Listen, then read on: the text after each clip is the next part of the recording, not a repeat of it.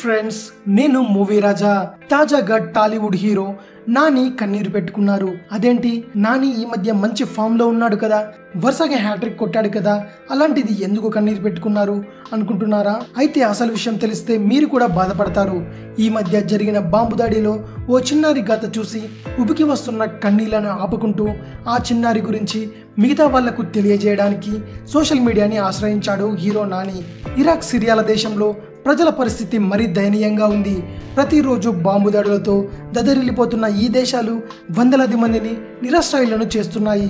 తమ వాళ్ళు ఎక్కడ ఉన్నారో, అసలు ఎలా ఉన్నారో, అసలు ఉన్నారా లేదో తెలియని దీన పరిస్థితుల్లో ఉన్నారు.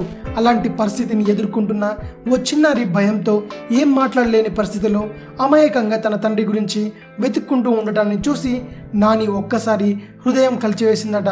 ఇలాంటి పరిస్థితిని ఎదుర్కొంటున్న ఓ చిన్నారి భయంతో ఏం మాట్లాడలేని పరిస్థితిలో అమాయకంగా తన తండ్రి గురించి వెతుక్కుంటూ ఉండటాన్ని చూసి హీరో నానికి ఒక్కసారి హృదయం కలిచివేసిందట. వెంటనే కంట్లో కన్నీరు వచ్చిందట.